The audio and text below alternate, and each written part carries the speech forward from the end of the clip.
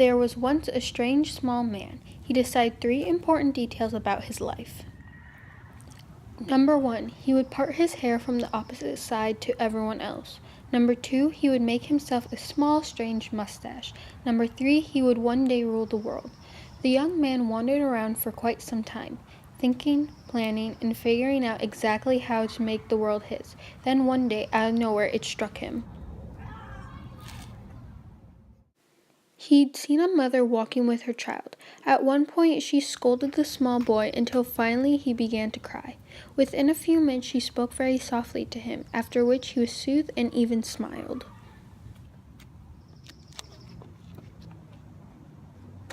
Birds! What? But there was no reply. He was already gone. Yes, Hitler decided that he would rule the world with words. I will never have to fire a gun. I will not have to. Still, he was not rash. Let's allow him at least that much. He was not a stupid man at all. His first plan of attack was to plant the words in as many areas of his homeland as possible. He planted them day and night and educated them. He watched them grow until eventually great forests of words have risen throughout Germany. It was a nation of farm thoughts. While the words were growing, our young Hitler also planted seeds to create symbols, and these too were well on their way to full bloom. Now the time had come. Hitler was ready. He invited his people towards his glorious heart, beckoning them with his finest, ugliest words, hand-picked from his forest. And the people came. They were all placed on a conveyor belt and ran through the rampant machine that gave them a lifetime in 10 minutes. Words were fed into them. Time disappeared, and now they knew everything they needed to know. They were hypnotized.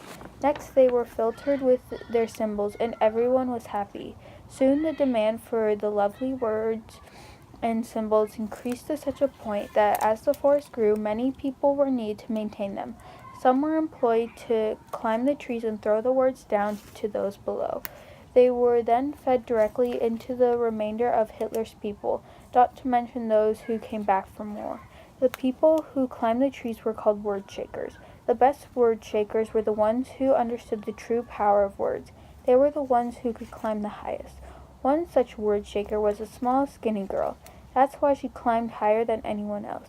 She had desire. She was hungry for them. One day, however, she met a man who was despised by her homeland, though he was born in it. They became good friends, and when the man was sick, the word shaker allowed a single teardrop to fall on his face. The tear was made up of friendship, a single word, and it dried and became a seed. And the next time the girl was in the forest, she planted the seed among the other trees. She watered it every day. People are powerless without words. First, there was nothing, but one afternoon, when she checked it after a day of word shaking, a small sprout had shot up. She stared at it for a long time. The tree grew every day, faster than anything else, till it was the tallest tree in the forest. Everyone came to look at it. They all whispered about it, and they waited for Hitler. Angry, he immediately ordered the tree to be cut down. Please, please don't cut down the tree.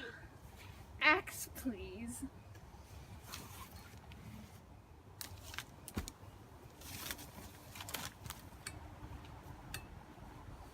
Ugh, it won't budge. You do it. Days passed. Weeks took over. 196 soldiers could not make any impact on the word shaker's tree. How does she sleep? How does she eat? What they didn't know was that the other word shakers threw supplies across, and the girl climbed down to the lower branches to collect them. It snowed. It rained. Seasons came and went. The word shaker remained. Word shaker, you could come down now. There's no one that can defeat this tree. No, thank you. I'm the one holding up the tree upright. Later, a young boy walked up to the tree and looked up at the girl. He took a hammer and 5 nails out of his bag. She will not come down for anyone. Plus, you can't chop down an old tree with an old hammer. God, look at this idiot. No one else could chop it down with an axe. Who does he think he can do it with a... The young boy did not listen, but instead climbed up the tree to the word shaker. Is it really you? Yes, it is. It wouldn't stop growing. Neither would this. Together they stayed in the summit of the tree. They waited for the clouds to disappear, and when they did, they could see the rest of the forest. When they looked and talked enough, they made their way back down. They left the blankets and remaining food behind. When they came down, the tree finally began to show the axe marks. Bruises appeared, slits were made in the trunk, and the earth began to shiver. It's gonna fall! The tree's gonna fall! The word shaker's trees, in all of its miles and miles of height, slowly began to tip. It moaned as it sucked to the ground. The world shook, and when everything finally settled, the tree was laid out among the rest of the forest. It could never destroy all of it, but if nothing else, a different colored path was carved through it. The word shaker and the young man climbed up to the horizontal trunk. They navigated the branches and began to walk.